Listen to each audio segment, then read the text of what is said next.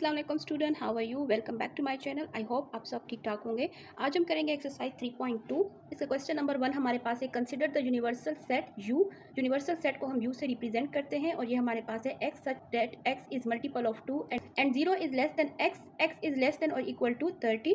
ए set हमारे पास है x such that x is a multiple of 6, यानी 6 के मल्टीपल हमने लिखने हैं 6 टेबल। एंड बी सेट हमारे पास है x such that x is a multiple of 8।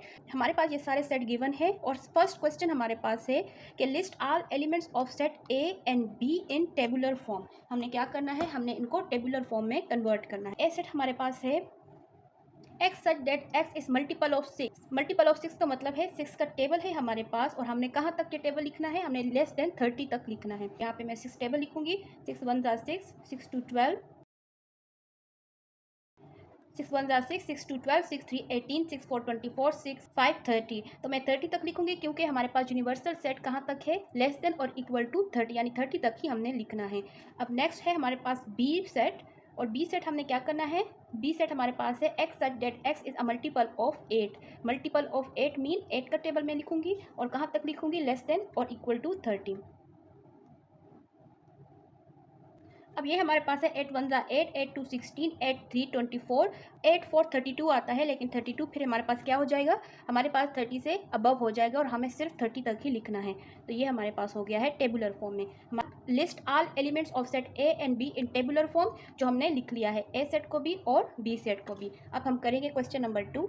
तो स्टूडेंट्स क्वेश्चन नंबर 2 हमारे पास है फाइंड ए इंटरसेक्शन बी, यानी जो हमारे पास ए सेट और बी सेट है इनका हमने फाइंड करना है इंटरसेक्शन। इंटरसेक्शन यानी हमने इनमें जो कॉमन है, यानी जो एक जैसे हैं, उनको हमने लिखना है। तो मैं यहाँ पे लिख लेती हूँ A intersection B equal to A set लिख लूँगी।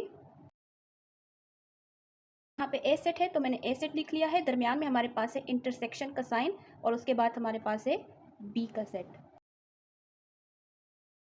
तो ये हमारे पास आ गए हैं A set intersection B set. Intersection जैसे कि हमने जूनियर क्लासेस में पढ़ा है, इंटरसेक्शन मीन जो हमारे पास दोनों में कॉमन हो। तो यहाँ पे 6 है, यहाँ पे 6 मौजूद नहीं है। पे जो नंबर हमारे पास कॉमन है वो है 24। आप देखिए 24 इस सेट में भी है और 24 इस सेट में भी है। तो इंटरसेक्शन हमारे पास ए और बी का जो आएगा वो है 24। सो ये इसका आंसर है। हमारे पास 2 क्वेश्चन सॉल्व हो चुके हैं। अब हम करेंगे next question. So student question number 3 हमारे पास है draw a Venn diagram. Venn diagram के लिए हमने सबसे पहले क्या करना है, हमने इस तरह से एक रेक्टेंगल बनाना है, अंदर हमने 2 सर्कल बनाने हैं और यहाँ पे मैं इसको 1 सर्कल को हम कहेंगे सेट ए और ये हमारे पास है सेट बी के लिए एरिया है बाहर का, इसको हम कहते हैं यूनिवर्सल सेट का एरिया। ये हमारे पास यूनिवर्सल सेट का एरिया है। एरिया हमारे पास दरमियान में है, इसको हम कहते हैं इंटरसेक्शन का एरिया। यहाँ पे इंटरसेक्शन में जो हमने वैल्यू देखी थी कि ए और बी सेट में हमारे पास कॉमन क्या है, तो हमारे पास आंसर आया था 24, यानी 24 ऐसा नंबर है जो दोनों सेट में मौजूद है। इसके अलावा जो हमारे पास कॉमन नंबर नहीं है ए सेट में वो हमारे पास है 6, 12, 18 और 30। ये नंबर हमारे पास कॉमन नहीं है, ये बाकी है ए सेट में। और बी सेट में हमारे पास है 8 और 16, क्योंकि 24 हमारे पास दोनों सेट में कॉमन है।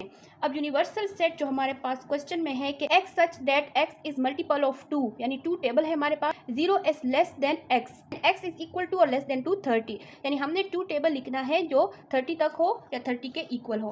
तो ये हमारे पास 2 का मल्टीपल है, यानी 2 टेबल हमने लिख लिया है 30 तक। ये हमारे पास यूनिवर्सल सेट है, ठीक है। अब इसके अलावा ये जो नंबर हमारे पास यूनिवर्सल सेट के इनसाइड सर्कल में मौजूद है, इसके अलावा जो यूनिवर्सल सेट में नंबर रह गए हैं वो हम यहाँ पे लिख लेंगे।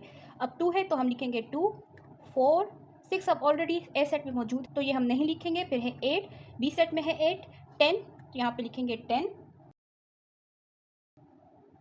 है, 26, 8 और 30 हमारे पास ऑलरेडी मौजूद है। तो इस तरह से हमने ड्रॉ करना है वेन डायग्राम और इस तरह से हमने सारी वैल्यूज़ को लिख लेना है। बॉक्स यानी रेक्टेंगल बनाना है, इसके अंदर हमने 2 सर्कल लगाने हैं जो रिप्रेजेंट करेगा ए को और सेट बी को, और हमने दरमियान में जो इन दोनों का कॉमन एरिया होगा, यानी इनके दरमियान हमने वो नंबर लिखना है जो इंटरसेक्शन हमारे पास बनता है, यानी दोनों सेट में जो नंबर हमारे पास कॉमन है वो हम इस एरिया में लिखेंगे। और इसके अलावा यूनिवर्सल सेट के जो नंबर हमारे पास ऑलरेडी मौजूद हैं और जो बाकी रह गए वो हम बाहर एरिया में लिखेंगे, यानी ये नंबर जो है वो ना ए सेट के हैं ना बी सेट ने। ये क्वेश्चन सॉल्व करना है, हम सॉल्व करेंगे question number 2। Hi student question number 2 हमारे पास है let universal set x such that x is integer and 0 is less than 2x and x is less than और इक्वल टू 150।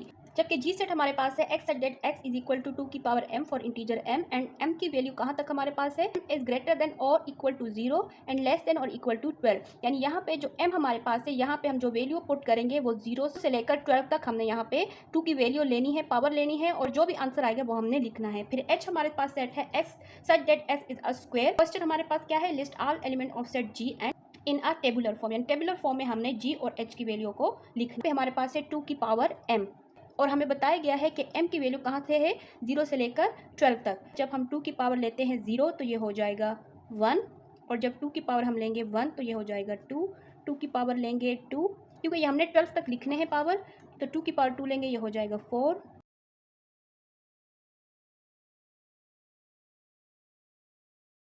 पावर में है। तो यहाँ पे हमने इनकी वैल्यूज़ को लेना है जो कि है 0 से 12 तक। यहाँ पे आप देखें जब 2 की पावर 0 होती है, और हम ये पढ़ चुके हैं जब भी किसी चीज़ की पावर 0 हो जाए तो वो इक्वल टू 1 होता है। 2 की पावर हमने ली है 1 तो वो है 2, 2 को हमने 2 टाइम मल्टीप्लाई किया है 4, 2 को हमने 3 टाइम मल्टीप्लाई किया तो 8। तो इस तरह हमने जब 7 तक की है तो हमारे पास आंसर आया 128, और जब हमने 2 की पावर 8 ली है तो हमारे पास आंसर आया है 256। ये हमारे पास बड़ी वैल्यू आती जाएगी क्योंकि हमने कहाँ तक पावर लेनी है, 12 तक। लेकिन यूनिवर्सल सेट में हमें जो कंडीशन बताई गई है कि वो ये x की वैल्यू हमारी इक्वल टू और लेस देन होनी चाहिए 150, यानी 150 से हमारे पास वैल्यू कम होनी चाहिए। ये हमारे पास 150 से अबव है तो हम यहाँ तक लिखेंगे इसकी वैल्यू को। तो ये सेट हमारे पास जो बनता है वो हमारे पास ये जो नंबर आए हैं हम ये सेट में लिखेंगे जो कि है 1 2 4। हमारे पास है जी सेट, ये हम लिखेंगे 128 तक, क्योंकि जब हम 256 लिखेंगे तो ये कंडीशन हमारे पास वायलेट होती है जो कि है 150, यानी हमने 150 से कम या 150 के इक्वल तक नंबर्स लेने हैं। एक्स सेट को भी लिख लेते हैं। एक्स सेट पे हमारे पास जो कंडीशन है वो है x such that x is a square, यानी हमने अब लेने हैं स्क्वायर, और हमारे पास स्क्वायर फर्स्ट स्क्वायर होगा 1 1 जा 1 का स्क्वायर ले तो 1 ही आता है, 2 का स्क्वायर ले तो हम लेंगे 2 2 जा 4, 3 3 9, 4 4 16, 5 5 25,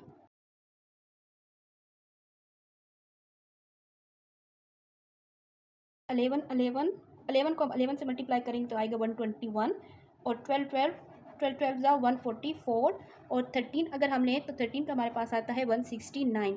लेकिन 169 हम नहीं लिखेंगे क्योंकि हमारे पास जो कंडीशन है यूनिवर्सल सेट में जो कंडीशन है वो ये है लेस देन और इक्वल टू 150 तक नंबर लिखने हैं, और ये जब हम 13 से 13 को मल्टीप्लाई करते हैं तो हमारे पास आंसर आता है 169। तो हम ये नंबर नहीं लिखेंगे, हम यहाँ तक नंबर लिखेंगे। तो हमारे पास जो एच सेट है जो कि स्क्वायर है हर नंबर का वो ये है, और ये हमने लिखना है 144 तक। ठीक है, तो ये हमने इन दोनों को टेबुलर फॉर्म में कन्वर्ट कर दिया है। अब हम नेक्स्ट क्वेश्चन करते हैं। क्वेश्चन नंबर 2 हमारे पास है जी यूनियन एच, यानी अब हमने फाइंड करना है इनका यूनियन। जो दो सेट हमने टेबुलर फॉर्म में लिख लिए हैं इनके फाइंड करने हैं यूनियन। यूनियन मतलब होता है हमने तरतीब से सारे नंबर्स लिखने हैं।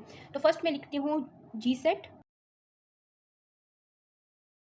यहाँ पे मिडल में हमारे पास साइन आएगा यूनियन का, और इस साइड पे हमारे पास होगा एच सेट।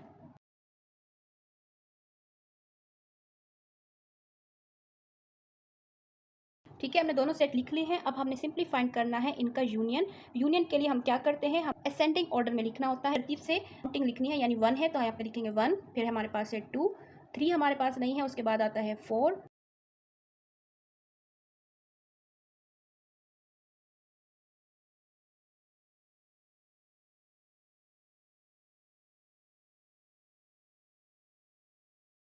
144। ठीक है, यानी हमने इनको सबको तरतीब से लिख लिया है। इसको हम कहते हैं यूनियन, यानी यूनियन एच हमारे पास ये आंसर होगा। स्टूडेंट इस तरह आपने इसको सॉल्व करना है। अब हम इसका लास्ट पार्ट भी कर लेते हैं। स्टूडेंट इसी क्वेश्चन का लास्ट पार्ट हमारे पास है फाइंड जी इंटरसेक्शन एच, यानी इन दोनों का अब हमने फाइंड करना है इंटरसेक्शन। तो इस तरह आपने लिख लेना है। फर्स्ट हमने लिखना है जी इंटरसेक्शन एच, लिखना है जी का सेट, फिर इंटरसेक्शन का साइन आएगा मिडल में, और उसके बाद हमारे पास जो सेट होगा वो है एच सेट। इंटरसेक्शन का मतलब होता है जो दोनों में कॉमन हो वो नंबर हमने लिखना है। तो हमारे पास जो कॉमन नंबर है वो है 1, जो कि दोनों सेट में मौजूद है, 2 मौजूद नहीं है, फिर 4 दोनों में मौजूद है, 8 भी नहीं है, 9 भी नहीं, 16 है, 64। तो ये कॉमन नंबर्स दोनों सेट में मौजूद है। ठीक है, तो ये हमारे पास सेट आया है जी इंटरसेक्शन एच का।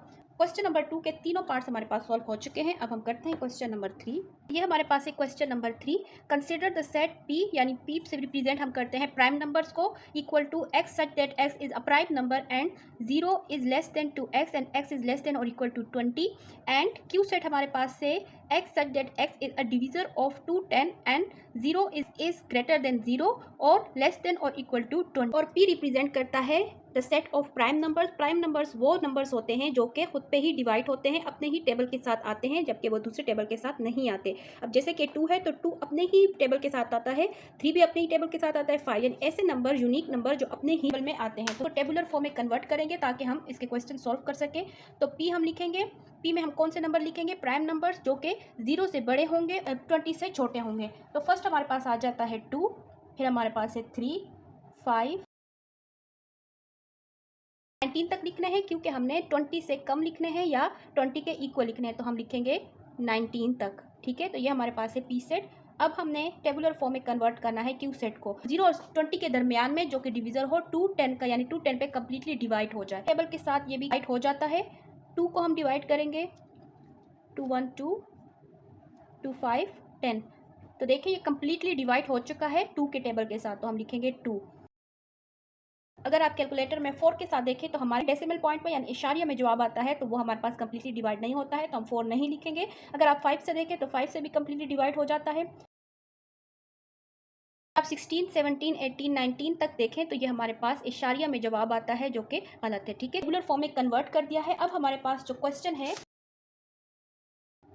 तो हमारे पास फर्स्ट क्वेश्चन है फाइंड पी इंटरसेक्शन क्यू, यानी इन दोनों में जो नंबर कॉमन है वो हमने लिखने हैं। तो मैं यहाँ पे लिख लेती हूँ P intersection Q equal to, first हम लिखेंगे पी सेट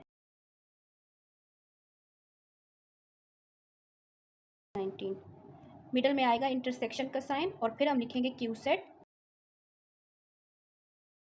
तो ये दोनों सेट मैंने लिख लिए हैं। अब हम इनका इंटरसेक्शन देखेंगे। इंटरसेक्शन मीन जो दोनों में कॉमन हो। 2 कॉमन है दोनों में, 3 कॉमन है, 5 कॉमन है, 6 कॉमन नहीं है, 7 है। ठीक है, तो यहाँ 7 तक हमारे पास इनमें कॉमन नंबर है, बाकी हमारे पास यूनिक है। तो ये हमारे पास है इसका आंसर। अब हम लिखते हैं क्वेश्चन नंबर 2।